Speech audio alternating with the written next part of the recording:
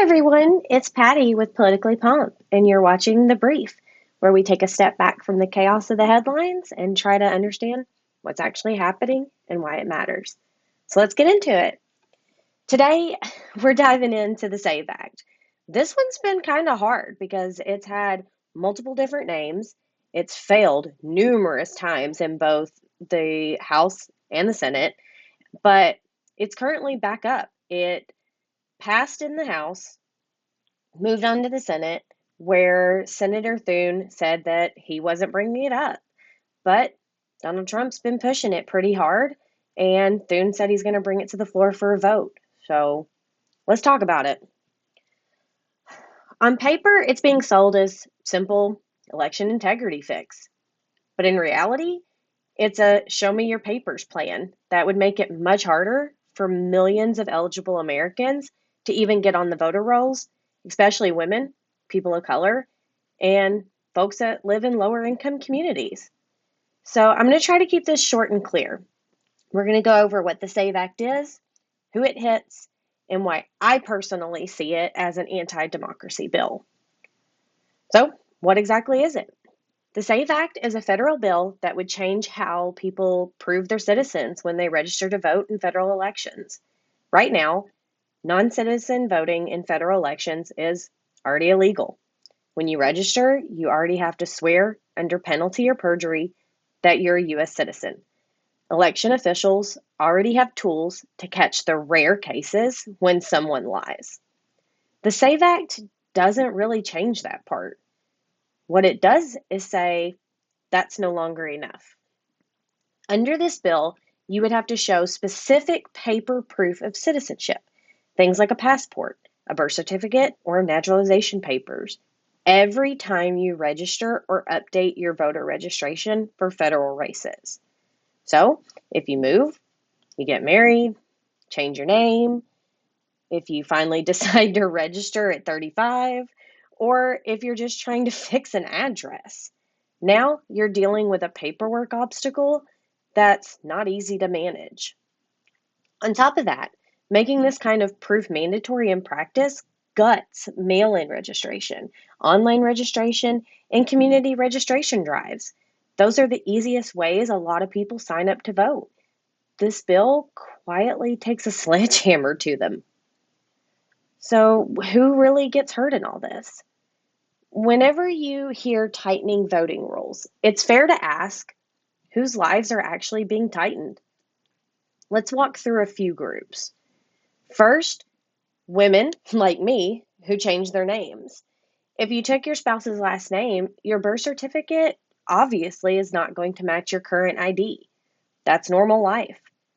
Under the SAVE Act, that normal life becomes a red flag that you now have to fix with extra paperwork, extra time, and possibly extra money just to keep voting. Second, people of color in low-income communities.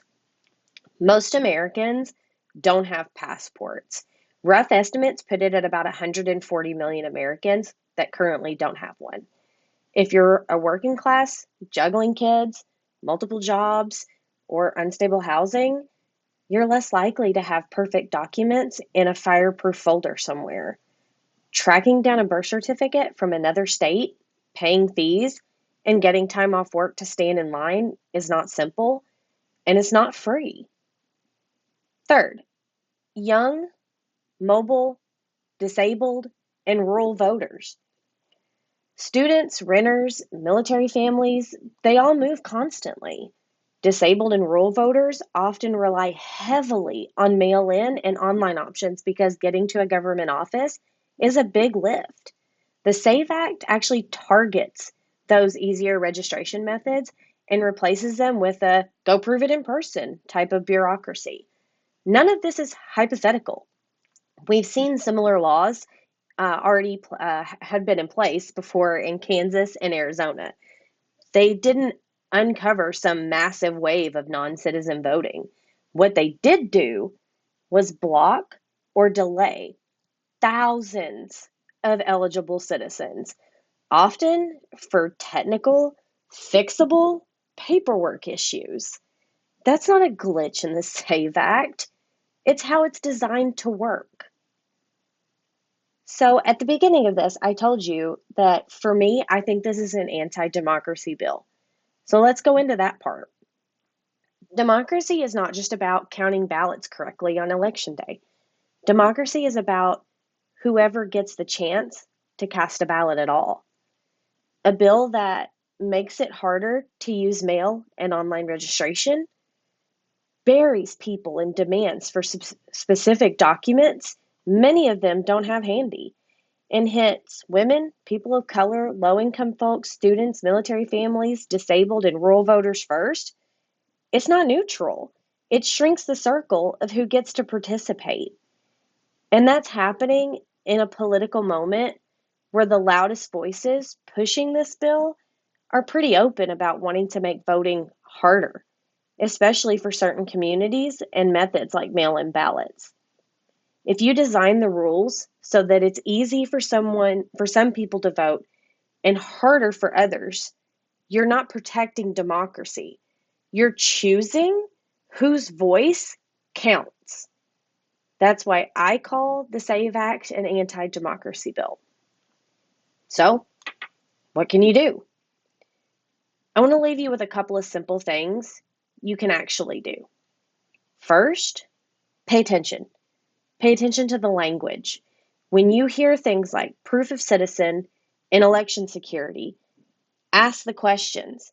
What documents are you talking about? Who actually has them? And what does this mean for people in my own life? Second, talk about it. Ask your mom what documents she has. Ask your friends who've changed their names. Ask the people in your church or your group chat who don't have passports how this would land on them.